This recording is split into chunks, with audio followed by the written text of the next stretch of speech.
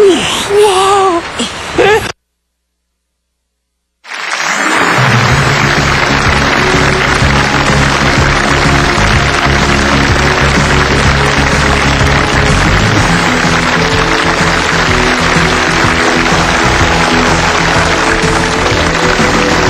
감사합니다. 감사합니다.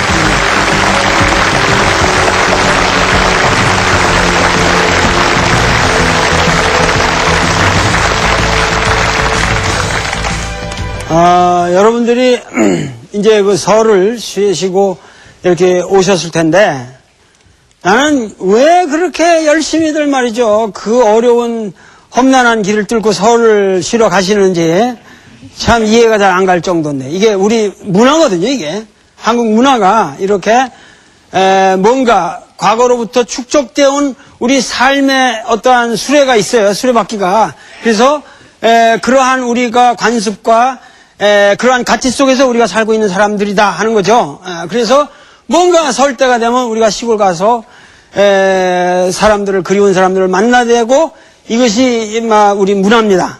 근데 요번 설날 동안에 많이들 또 내 프로에 대해서 이러쿵저러쿵 세미나들을 많이 열었다고 그래요. 응?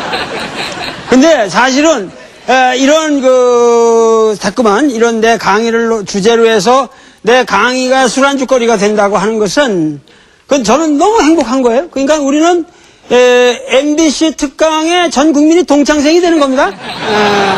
그리고 뭐냐면 이게 하나의 국가가 하나의 우리가 대학 캠퍼스가 되는 거예요.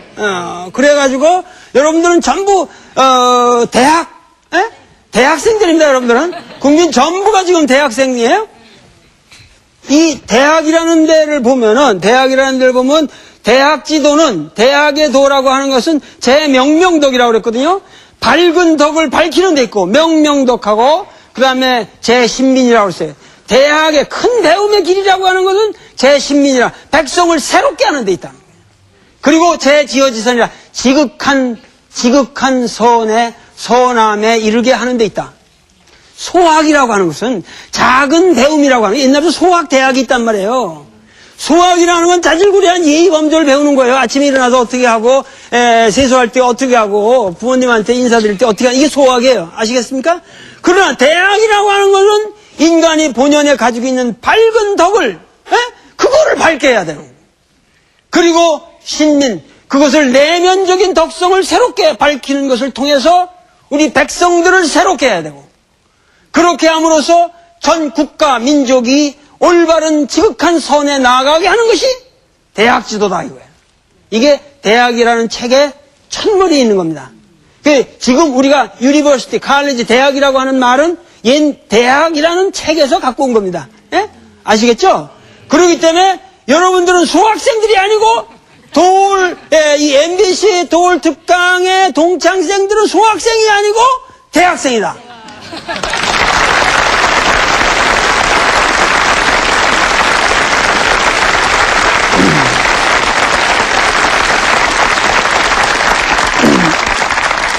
제가 왜 이런 말을 하냐면은 그야말로 뭐 인터넷에 무슨 글이 올라오고 다 좋습니다. 모든 게 자유롭게 토론이 돼야 되고 전국에서 세미나가 열리면 열릴수록 좋아요. 그러나 우리는 이제 뭐냐면 우리 국가가 우리 온 국민이 대학생다우게 행동하고 말하자. 이겁니다. 이게 대학지도. 그러니까 옛날에 정도전이 구상했던 조선 왕조라고 하는 것은 전 국민을 위성제약이라고 했어요. 전 국민을 성인으로 만들려고 그랬던 구상이었어요. 전 국민을. 그러니까는 이것은 그러한 조선 왕조의 훈도가 있기 때문에 오늘날 그 전통이 오늘날까지 내려와서 우리가 이만큼 민주주의를 하고 이만큼 경제적으로 부럽지 않은 나라가 돼가지고 살고 있는 겁니다. 이게. 그러니까 이게 우리가 옛 것을 배운다고 하는 것은 이거 우습게 알면 안 돼요. 그래서 내가 상당히 요새 상당히 기쁜 내 얼굴도 화색이 좋아졌잖아요. 강연하면서 아주 화색이 좋아졌어요.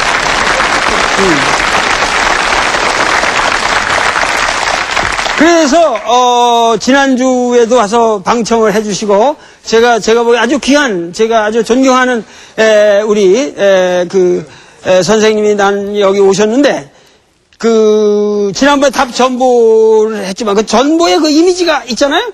근데 우리 전원일기에 말이죠? 전원일기라고 하는 오래된 거기에 그 전보와 같은, 그런 이미지를 가지고 항상 우리 심상에 있었던, 우리 최불암 선생님께서 이렇게 방청객으로 오셨기 때문에 잠깐 모시고 말씀을 들어보기로 하겠습니다. 좋죠?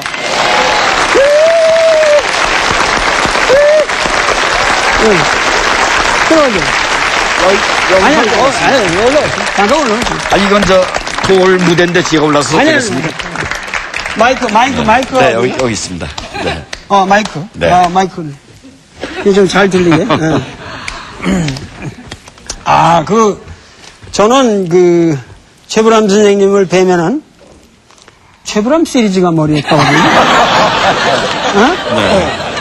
뭔가 그런 거 기억하세요? 옛날에 63빌딩 위에서. 네. 뭐 탁구를 쳤다고 그러네. 네.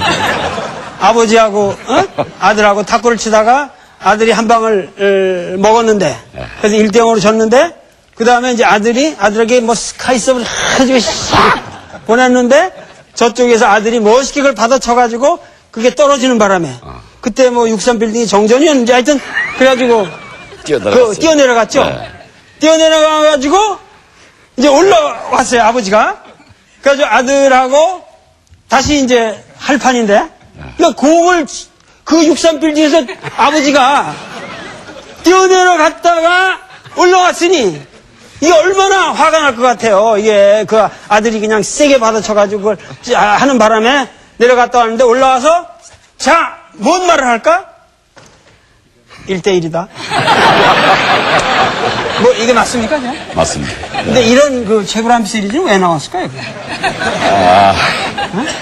그것도 이제 우리 돌 선생께서, 이렇게 내놓으신 제목처럼 우리는 누구인가 자기 정체를 밝히려 드는 어떤 대학생의 유머할 겁니다. 올라와서 뭐라고 그랬게 숨을 헐떡이면서 그냥 1대1이야. 그거는 아무 다른 변명 없이 다음에 네가 주워와 뭐 이건 게임이 무효야 이런 변명 없이 그저 결과에 승복하는 그런 아름다운 한국인의 미덕이 아닌가.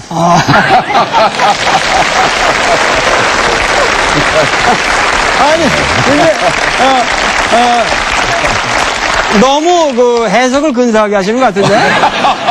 이런 건 어때? 뭐 이렇게 최불암이 이렇게 오토바이 타고 쭉 한강변을 가다가 한강변에서 막 이렇게 안경을 탁 쓰고 가죽옷을 입고 싹 해가지고 서는데 마침 한강에 이제 여자가 그냥 물에 빠져가지고 죽으려고 그러고 막 허우적거리는데 이 사람이 옷을 딱 벗더니 들어가지고 헤엄을 쫙 치고 들어. 그러니까 이 여자는 이제 자기를 구하러 오나 보다. 그래가지고 막 살려달라고 손을 잡으니까 탁 치면서 나는 지금 강을 건너는 중이야. 아니, 이런 것도 그렇게 좋은 겁니까? 일종의 그것도 세태 반응이라고 볼 수 있죠. 남일에 참견 안 하는 것을.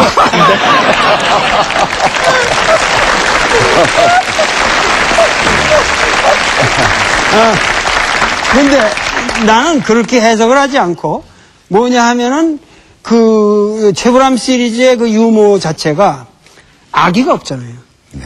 뭔가 이렇게 악의가 없어요. 그리고 그게 영어로는 캠프 휴머라고 하는데 어느 영화에서 예를 들면 무슨 기병대에 훈련병이 쫙 와 있는데 그 기병 훈련하는 사람이 말을 탁 끌고 와가지고 근데 어느 영화에서 옛날에 본 어렸을 때 비극이 나는데 딱 말을 끌고 들어와가지고 훈련 대장이 딱 보더니 This is horse. 이게 말이다. 이거 말이죠. 좀 썰렁해. 이런 게, 미국에 그런 유머가 있는데, 이게 뭐냐면 굉장히 수준이 높은 유머들이거든요. 네. 사람을 뭐 이렇게 웃기려고 그런다든가, 뭐 이렇게, 뭐 어떠한 비정상적인 이런 상황을 만들어가지고 억지로 서로 웃는 게 아니라 아주 논리적인 하자가 없는 얘기들만. 그죠? 논리적인 하자가 없잖아요. 1대1이다. 나는 강을 건너고 있는 중이야. 뭔가 우리 사회가 그래서 합리화되는 과정에서 그런 얘기가 나왔을지도 모르죠. 그렇습니다. 민주화 도정에서 이제 학생들이 아마 지어낸 얘기로 저희는 보고 있어요.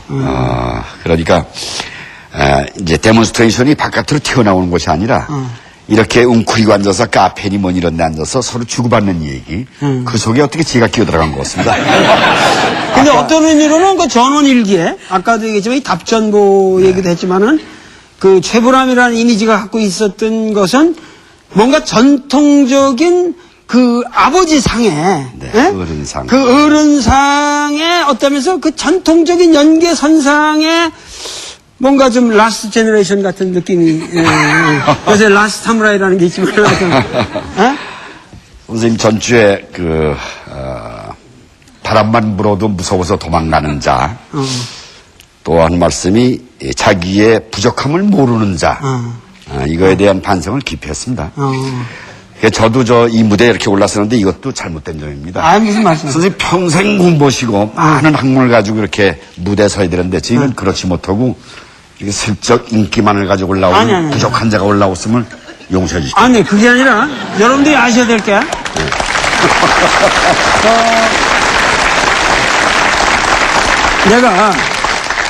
제가 사실 82년도에 귀국했거든요. 82년도에 귀국했을 때 우리나라에서 아마 나처럼 외국 학위를 많이 우표 수집해 오듯이 그 수집해 온 사람이 별로 없을 거예요. 그렇게 내가 들어왔지만 내가 82년도부터 추구했던 거는 내가 그래서 이제 양심선언하고 뭐 그래서 영화 만들고 뭐 이랬지만 뭐냐 하면은 이 최불암 선생님이 맨날 대본 읽고 연기하면서 배운 공부가 우리 학자들이 실제로 공부한 공부보다 더 위대한 공부라는 거예요.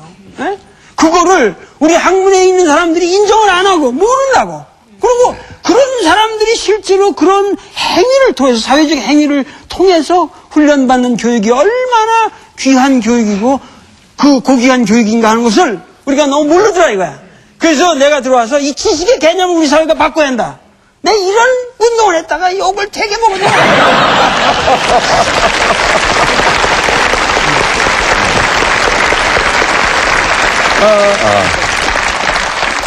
어떻습니까? 우리 이 전도와 같은 한 말씀을 좀 더 재밌게 한 말씀 하시고 들어가시죠. 저는 거기까지 공부가 안 됐고요.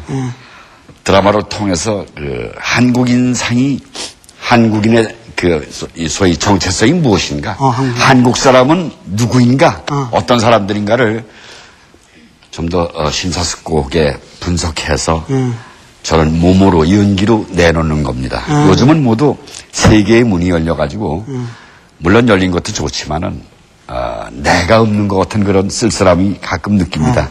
중국 사람인지 일본 사람인지 뭐 미국 사람인지 프랑스 사람인지 모르도록 모양새가 바뀌어가는데 도울 선생님처럼 이렇게 내 나라 역사를 지키고 또 그 가져온 역사를 가지고 현대에서 어떻게 응용해서 만들어가는 과정들이 우리에게 많은 숙제로 남아야 될 거라는 생각을 합니다. 아유, 감사합니다. 네. 너무 감사합니다. 고맙습니다.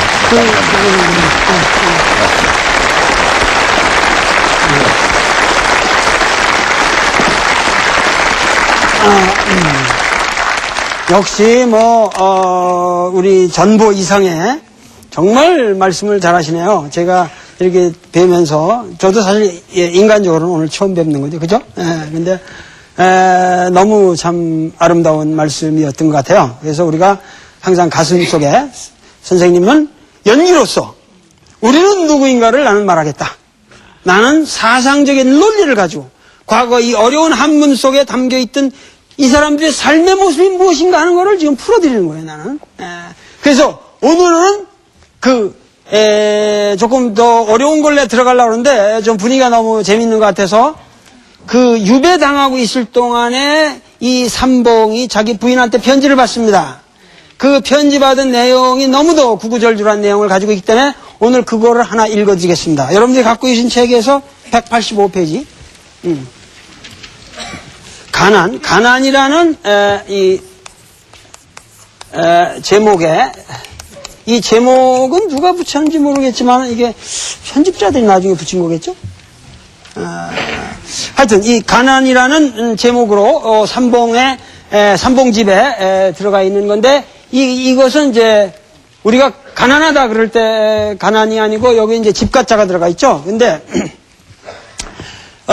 이 가난이라는 것은 이제 그 유배당에서 바로 직후인 것 같아요. 그러니까 1375년에 그 나주에서 이 거평부국이란 이곳에서 이제 그 받은 겁니다. 이제 물론 직접 편지가 왔는지 이제 그 말을 전원하는 사람이 왔는지 그건 모르겠으나 여기는 하여튼 사신이 온 거로 돼 있어요. 근데 여기 보시면은 가난이라는 게 내가 죄를 얻고 난 후에, 그러니까 그 귀양살이 할 죄를 얻고 난 후에 찬축 남황이라서 남쪽에 황량한 이 유배 이 나주로 내가 그 유배를 당했다 그 말이죠. 잘 팔리다가 사람이 한번 그러는데 잘 팔리다가 한번 유배 당하면 온갖 욕지거리가 생겨나는 거야. 그놈 정말 나쁜 놈이었던데 너 유배 잘 갔다고 그러면서 회방이 봉기라고 그랬죠. 봉기라는 게 뭐냐면 이 벌집을 한번 이렇게 쑥 쑤셔보세요. 그냥 벌이 하면 일어나는 게 이게 봉기거든. 그래서 회방이 봉기라 그냥 회방이 벌집 일어나듯이 그냥 왕하면서 온갖 그냥 나쁜 소리가 들리는 거야. 그러면서 구설이 주장하고 온갖 그 구설이 난무하고 그 화가 헤아릴 수가 없는 그런 지경에 이르렀다고 말이에요. 그래서 가십실가 부인이 얼마나 황당하겠냔 말이야.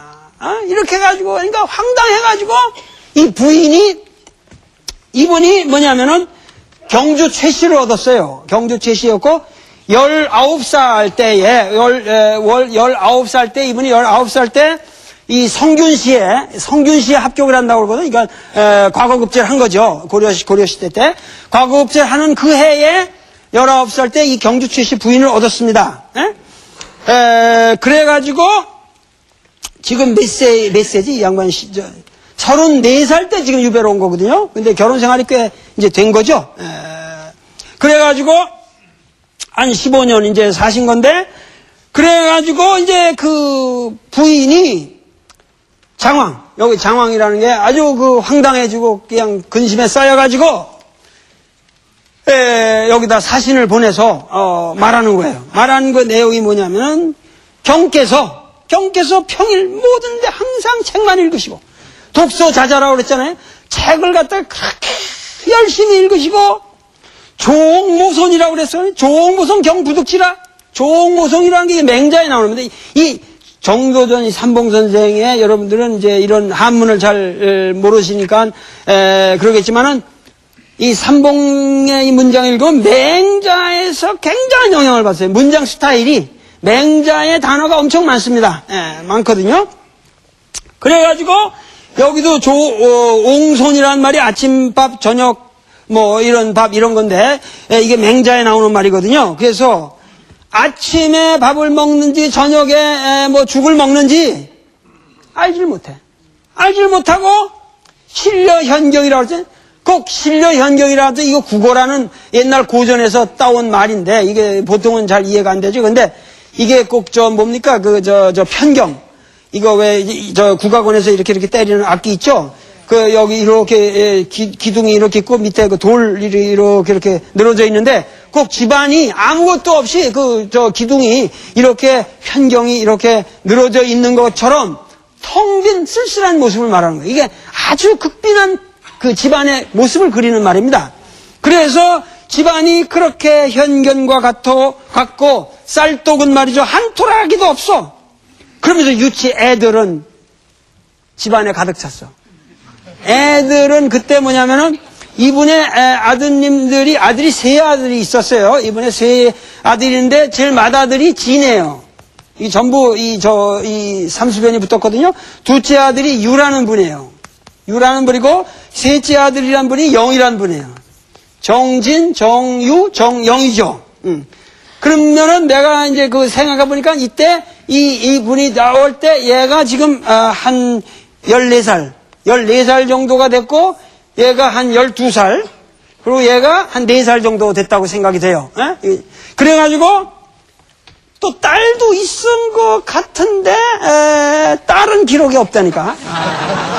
하여튼, 따님도 있었을 것 같아요, 내가 보기엔. 근데, 이분들이 전부 죽잖아요. 정도전이 그러니까 이방원이 어떻게 죽이냐면은 이제 어느 날 이게 도저히 안 되겠다. 이제 삼봉을 더 키워서는 안 되겠다 하는데 삼봉이 어느 날 남은 집에 가서 이제 지금 삼봉 고택이 어디 있냐면 지금 종로구청짜리입니다. 종로구청짜리가 그 삼봉 전도전에 집이었고 거기 가시면 팻말이 있어요. 그렇게 하고 지금 남은이 어디 사느냐면 한국일보 건너편에 지금 대사관, 미국 대사관 직원들이 사는 거기 있어요. 이게 돌멩이 이렇게 된데 안국동에서 이렇게 저쪽 그 중앙청 쪽으로 건너오는데 저쪽 있잖아요. 거기 남은 집이 있었다고. 그래가지고 거길로 가서 그냥 그날 밤 늦게까지 오래 그 공신들이 앉아서 술을 먹고 있었어. 술자리를 하고 있었단 말이야. 그런데 기습을 당해가지고 죽이는 거예요. 죽여가지고 나무는 튀고 정도전은 그 옆집으로 저기를 했는데 그때 나는 이런 그 시가 그러니까 이 양반이 돌아가시면서도 거기서 마지막으로 시를 읽고 돌아가신다고.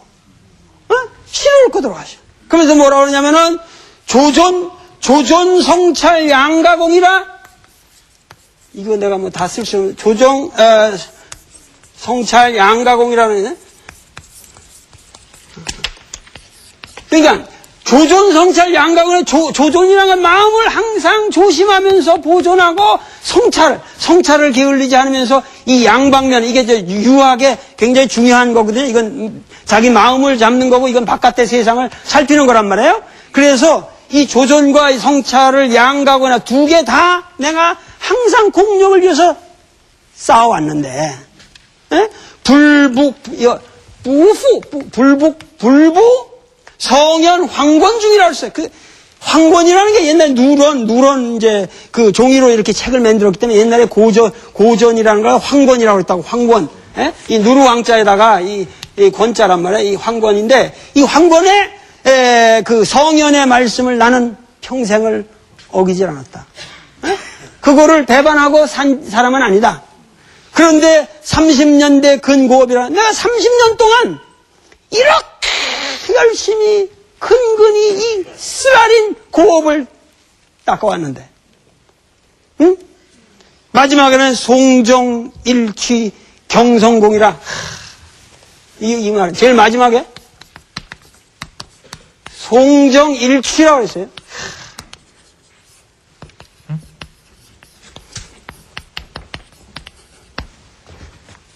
송정에서 돌아다 남은 집에서 한 번 취한단 말이에요. 한 번 내가 술 한 번 하루 저녁 술 한 번 딱 마시고 취했는데 결국 모든 것이 결국 공으로 돌아가는구나. 여기 공이라고 하는 거지. 여기 불교의 공이지만 이게 모든 게 헛수고로 돌아간다 이렇게 해석을 하지만 나는 그렇게 해석하지 않습니다. 이 양반이 공이란 말을 쓴 것은 물론 운에 맞춰가지고 여기 여기 아까 말한 황권 중에 있다 공에서 이게 다 운이 맞는 거지만 여기서 이 공이라고 하는 것은 모든 것이 공으로 돌아간다는 이것은 모든 게 숲으로 돌아간다는 얘기도 되겠지만 여긴 굉장히 불교적인 깊은 뜻이 있습니다. 한 번 취하니 모든 것이 공으로 돌아가는구나. 그럴 때 칼이 치는 거예요. 얼마나 이 정도전에 그래가지고 아까 이 두 분이 저 두 아들이 셋인데 이 아들은 그때 이 대조가 그 강원도 강원도지 한경남도지 그 명사심리 있는데 거기가 안변에 그 서광사라는 절에 가는데 이 정도전 아들을 데리고 가요. 그래가지고 살아요 이분이. 그런데 이 두 아들은 그 변이 났다는 소리를 듣고 다 따라오는 거야. 그때 병사들이 그러니까 그 종로구청짜리에서 거기까지 뛰어간 거지. 뛰어가는데 거기 가서 우리 아버지 어떻게 되셨냐고 이거 뭐 난리가 났다는데 니들이 누구냐 그러니까 우리는 삼봉 정도전에 두 아들이 오시다 그러니까 그건 니들 효자라구나 그러면서 거기서 모가지를 쳐버려요. 그래서 이 두 분들이 거기서 처참하게 가시는 거예요. 그래서 이 삼봉의 이 대가 그렇게 하는데 이제 일로 이분의 아들인 정내라는 분이 나중에 이제 평택으로 도망을 가가지고 거기서 은골해가지고 지금 평택에 이 삼봉 정씨의 그 집성촌이 있죠. 기동마을이라는데 거기 가면은 지금도 그러니까 그런 역사의 흐름을 아시라 그 말이에요. 예.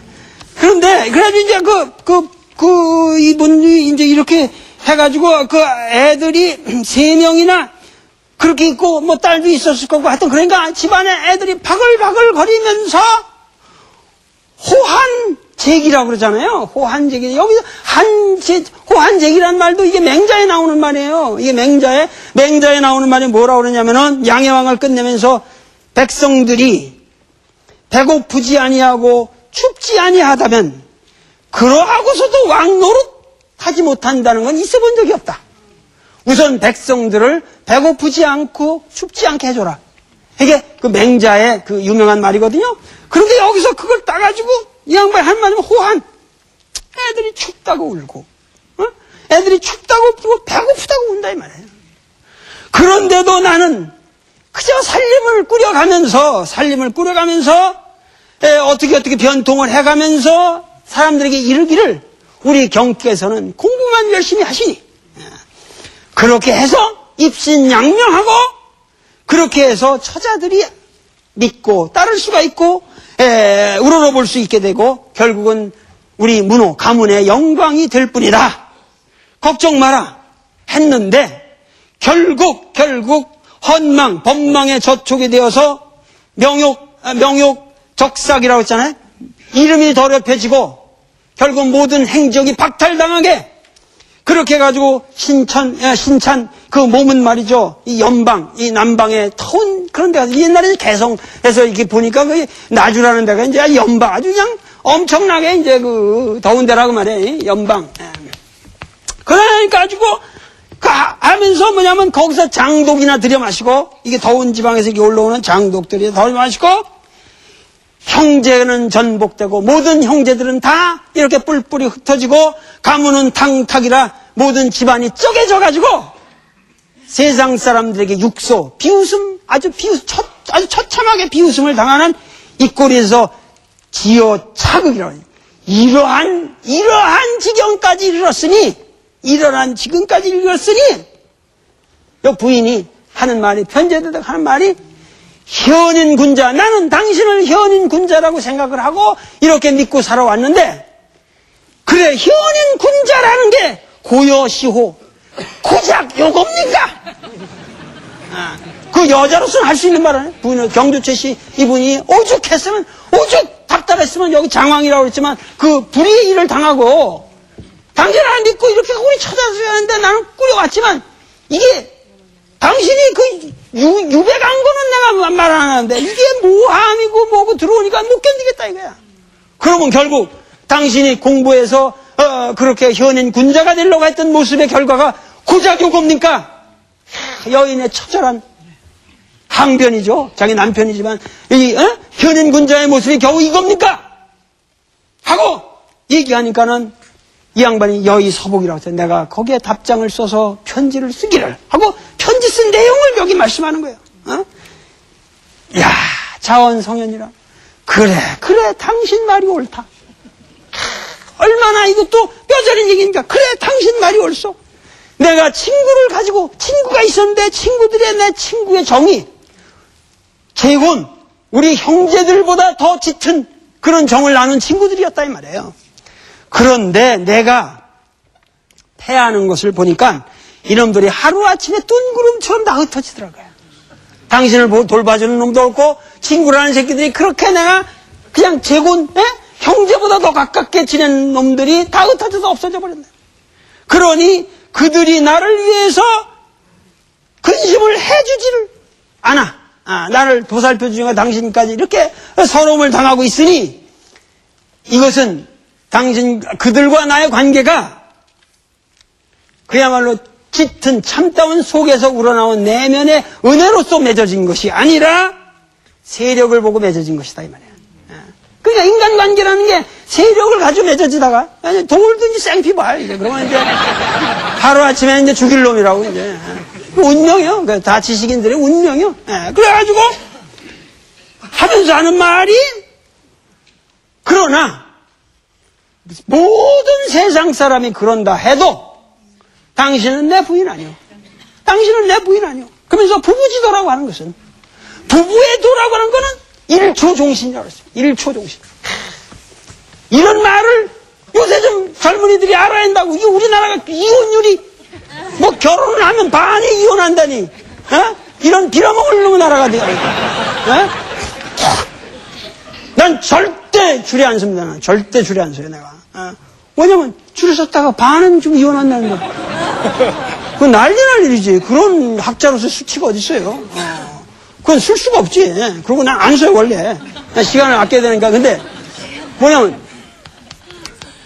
1초 종신이라고 그랬거든. 1초 종신.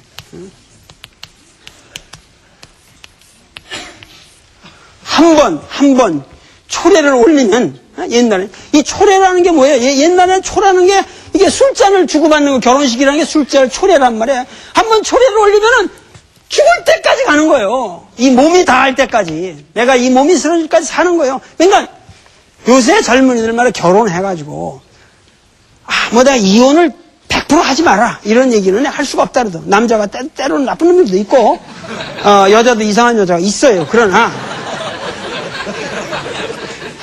말이죠. 인간이 이걸 아셔야 돼. 젊은이들한테 내기에 결혼 나도 30년 가까이 해서 결혼 생활한 사람인데 이 여자보다 저 여자가 더 나을 것이다. 이 남자보다 저 남자가 나을 것이다라는 믿음은 개똥이다. 그건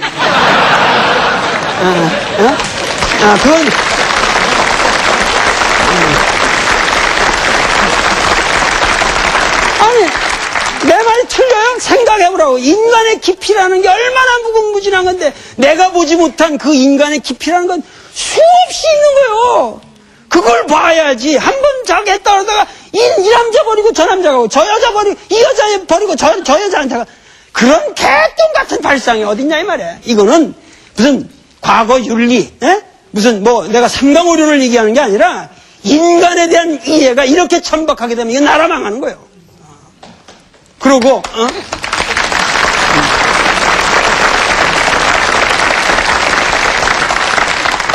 그러고 결혼을 하면은 반드시 애는 셋은 낳아야 돼, 셋. 요새 말이야, 이거 애를 안 낳냐?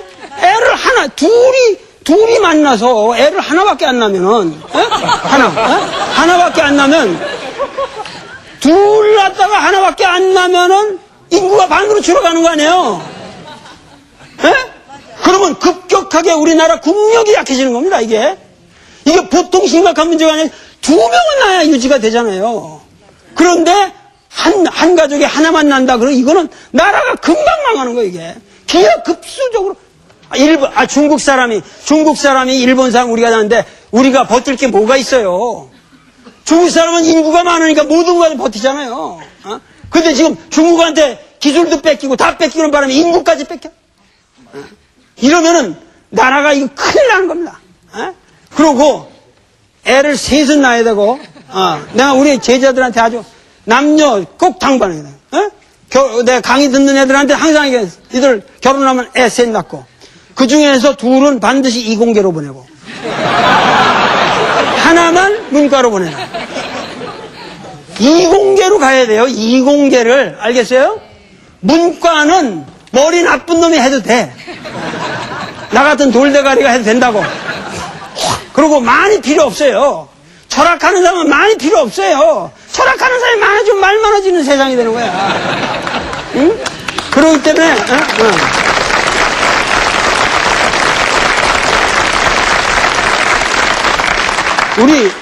정말 우리 민족이, 이게 국민 개개가 깨야 됩니다. 국민 개개인들이 나라 전체 모습을 항상 생각하면서 염려하면서 살아야지. 가족 생활을 하든 뭐 하든 이런 아주 단순한 계산 같지만 이런 생각이 있어야 한단 말이야. 그러니까는 요새 학생들 기피하고 무슨 한의대 나가고 무슨 법대 나가려고 해서 다 모든 대학의 과들이 망하는 거야 지금. 근데 이건 말도 안 돼요. 뭐 때문에 한의대를 그렇게 열심히들 가려고 그래. 한의대를. 그건 내가 한의대에서 내가 할 수 있는 얘기예요. 그리고 한의대 부분을 내가 일으켰으니까. 그런데 그런 게 잘못된 거예요. 제대로 된 사이언스들을 제대로 공부하고, 그래가지고 이 국력을 기르고, 물리학, 수학, 생물학, 이런 기초과학부터 단단하게 우리가 해나가지 않으면 이 나라 망합니다. 나 같은 철학하는 사람보다 물리학자, 뭐 수학자, 생물학자, 이런 화학자, 이런 위대한 과학자들이 이 땅에 앞으로 우르르 나오지 않으면은 우리나라 망해요. 금방 망합니다. 그러니까는 이거 아주 내가 어떻게 얘기하다가 이렇게 흘려버렸는데 1초 종신이라고 그랬단 말이야. 그러니까 한 번 초래를 올리면은 죽을 때까지 사는 게, 그런데 그러니 당신이 이런 상황에서 나를 이렇게 책하시는 거는 당신이 말이야, 당신이 나를 미워해서겠어. 당신이 나를 사랑하기 때문에 그러는 거지. 절절하잖아요. 여기 사랑했자를 썼잖아요. 당신 600년 전 문헌입니다. 이게 600년 전 그 부부지간의 편지요. 당신이 나를 미워해서 이러시겠어. 당신이 나를 사랑하니까 이런 거 아니요. 하면서 말하기를 부인이 남편을 섬긴다고 하는 것은, 그것은 내가 이 나라를 위해서 봉사하고 국가를 섬기는 거랑 똑같아. 그러니 여기에 이 두 이치에는 조금도 허망됨이 없다 이 말이에요. 그리고 이것은 동드고천이라고 그랬어요. 동드고천이라. 당신이 나를 섬기는 것이나 내가 국가를 위해서 노력하는 것은 다 같이 하늘에 있어서 동일한 이치다 그 말이에요. 하늘에 있어서 동일한 이치라 그 말이에요. 그러면서 당신이 여기 한번 같이 읽어봅시다. 좌우기가 아우기국 기유타제. 그러니까 당신이 집안을 걱정하는 것이나 내가 나라를 걱정하는 것이나 무슨 다름이 있겠소? 무슨 다름이 있겠소? 모두 자기가 맡은 직분을 다하는 것일 뿐이다. 우리가 직분을 맡은 직분이, 당신은 나를 섬기는, 집안을 섬기는 직분이 있고, 나는 나라를 섬기는 직분이 있는 사람 아니오. 여러분들, 이게 맹자의 또 사상하고 연결이 돼 있는데, 뭐라 그러냐면, 맹자가 뭐라면, 백성이라고 하는 거는 무항산이면, 항상 된 재산이 없으면, 무항심이라고 그랬어요. 항상 된 마음이 없다, 그 말이에요. 그렇잖아요. 주머니 사정이 개판인데 어떻게 그 훌륭한 도덕적 마음이 생겨납니까? 그러면서 뭐라고 하냐면, 백성들을 무항산을 해놓고, 거기다가 법망을 깐다는 것은 말이야, 망민이라고 그랬어. 백성을 그물질하는 거라고 그랬어요, 그물질하는 거. 백성을 새가 왜 새를 그물로 잡잖아요. 왜 새가 그물에 잡혀요? 그물이 안 보이기 때문에. 국가가 백성을 속이는 거라고 그랬어요, 맹자에. 백성들을 가난하게 만들어 놓고 거기다 법망을 깐다는 거는 이건 국가가 국민들을 기반하는 거라고 그랬어요. 망민이라고 그랬어요. 그 백성들에게 그물질하는 거라고 그랬어요. 그러면서 하는 말이, 그러나 우리가 선비라고 하는 것은 말이죠. 선비라고 하는 것은 항산이 없어도 항심이 있어야만 하는 자가 바로 선비다. 맹자가 아주 굉장히 정확하게 규정하고 있습니다. 항산이 없더라도 항심이 있어야만 하는 사람이, 이것이 뭐냐면 유사위능이라고 그랬어요. 이것이 선비래야 할 수 있는 일이다. 유사위능이라고 그랬어요. 그러면서 했기 때문에 결국은 이 정도전이 여기서 하는 말씀이 뭐냐면, 내가 선비로 태어나서 나는 어떠한 박해를 받든지 간에 우리 사회가 구현하고자 하는 도덕적인 그러한 원리를 구현하는 것으로 내가 사는 사람인데, 거기서 어긋나는 짓을 내가 어떻게 하겠냐. 내가 도리 여기 나와서니까 무슨 뭐 여기서 저렇고 인터넷에서 저렇고 신문에서 떴고 뭐가 갖고, 나는 얼마나 비판해도 좋습니다. 그러나 도리라는 사람은 내가 우리 사회가 구현하고자 하는 어떠한 도덕성을 구현하는 것만으로 난 밥 먹고 살아야 돼. 그걸 못하면 죽는 거야.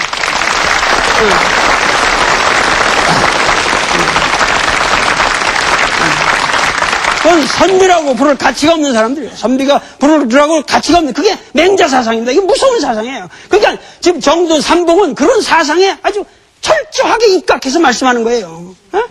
그러면서 하는 말이 뭐라고 그러냐면은, 그런 말이 뭐라고 그러냐면은, 그러나, 마지막 말씀이 뭐라 하냐면, 대정, 성패 이둔이라고 했지. 그러나, 이런 자기 직분을 다 하는 상황에 있어서 성공한다, 패한다. 내가 돈을 번다, 돈을 못 번다. 그리고 영예롭다, 욕을 먹는다. 이겼다, 졌다. 하는 것은, 그것은 하늘의 소관이지 인간의 소관이 아니라는 거야. 그것은 하늘의 결정할 일이지, 우리가 직분을 다하는 마당에서 성패를, 당신은 왜 이렇게 나보고 패하여 그 나주 가서 그렇게 고생하시오? 하고 묻지만, 이것은 인간이 결정할 바가 아니다. 이것은 하늘의 뜻이니 무엇을 걱정하려? 제일 마지막이지. 기하휼호. 우리가 당신이나 나나 하는 직분을 다하고 최선을 다하는데 무엇을 걱정하려? 눈물겨운 편지 아닙니까?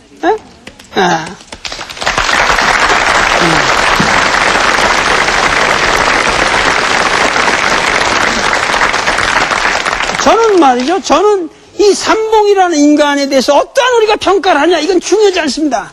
단지 여기 나와 있는 진실을 가지고만 얘기하자 이거야. 여기서 우리가 배울 게 있으면 삼봉을 그대로 평가해야죠. 그리고 배워야죠. 삼봉이 어떤 인간이었냐, 이런 얘기 하지 말자 이 말이에요. 돌에 대해서도 마찬가지라고. 내 책을 가지고 평가하라고. 여기 와서 어떻게 뭐 인상이 어떻냐, 뭐가 어땠냐, 뭐 배경이 어땠냐, 이게 뭐 프로그램에 뭐가 어떻게 됐냐, 이런 거 얘기하지 말고 내 논리를 가지고 정확하게 얘기하라 그 말이야. 그러니까 이런 것이 뭐냐면 우리 사회에 이제는 우리가 그야말로 이제는 선진국가가 돼야 되고 뭔가 국민들이 깨어야 된다 이거야. 깨어가지고 우리도 이제 자부심을 갖고 뭔가 매사를 그야말로 도덕적이고 정의로운 사회를 만들어가는 방향에서 모든 사람이 합심해서 일을 해야 되지 않냐 이거야. 그러니까 이런 편지를 볼 적에도 정말 나는 이게 피눈물이 나 이게. 아마 여기 이 프로를 들으시는 아마 봉화정 씨들은 자기 할머니 할아버지들의 이런 편지를 부르면서 눈물이 날 겁니다 이게. 그러니까는 이게 바로 우리 역사다 이거야. 이런 사람들이 우리 역사를 만들어 오려고 노력한 역사.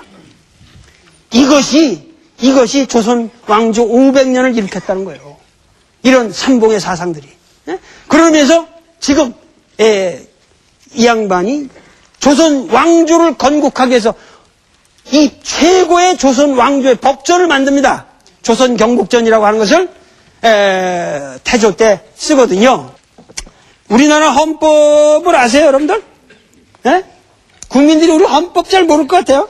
근데 헌법 그 머리만 한번 읽어볼게요. 제일 머리 헌법의 전문이 어떻게 되냐면은 유구한 역사와 전통에 빛나는 우리 대한국민은 3.1 운동으로 건립된 대한민국 임시정부의 법통과 불의에 항거한 4.19 민주이념을 계승하고 조국의 민주개혁과 평화적 통일의 사명에 입각하여 정의 인도와 동포애로서 민족의 단결을 공고히 하고 모든 사회적 폐습과 불의를 타파하며 자율과 조화를 바탕으로 자유민주적 기본 질서를 더욱 확고히 하여 정치, 경제, 사회, 문화의 모든 영역에 있어서 각인의 기회를 균등히 하고 능력을 최고도로 발휘하게 하며 자유와 권리에 따르는 책임과 의무를 완수하게 하여 안으로는 국민 생활의 균등한 향상을 기하고 밖으로는 항구적인 세계 평화와 인류 공영에 이바지함으로써 우리들과 우리들의 자손의 안전과 자유와 행복을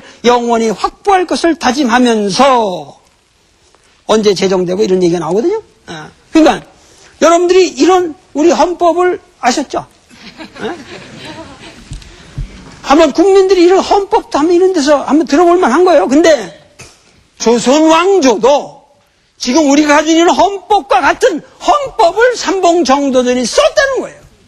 그리고 조선 왕조의 건국이 단순한 건국이 아니라 이런 사상가들이 이러한 그 나라가 앞으로 어떻게 운영되어 가느냐 한 것에 대한 헌법적 기강을 다 만들고서 출발한 나라라는 거야. 이게 세계적으로 유례가 없어요. 이런 위대한 역사를 가진 문명이 흔치 않습니다. 어느 왕조든 이렇게 멋있게. 그것이 이 사람이 말하는 게 제일 경국전을 펼치면 나오는 글이 뭐냐? 정보위라고 하는 이 유명한 챕터가 있습니다. 이 챕터에 나오는 이 정보위의 사상을 우리가 이해를 해야 유교가 과연 무엇이냐는 게 이해됩니다.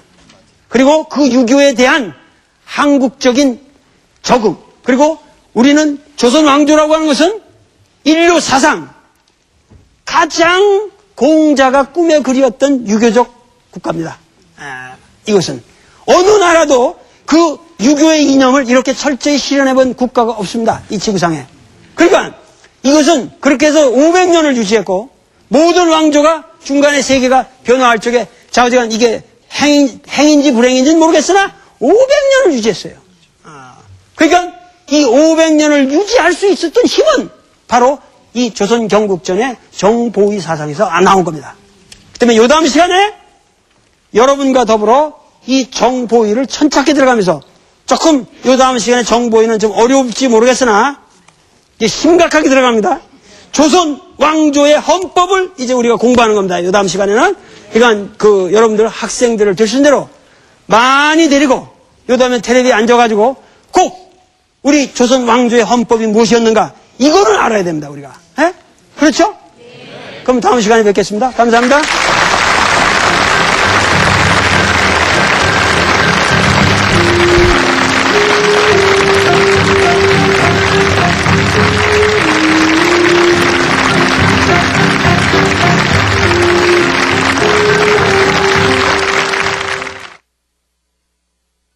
요금이... 형, 요금을 딱 정해놓고 마음대로 쓸 수 있는 방법은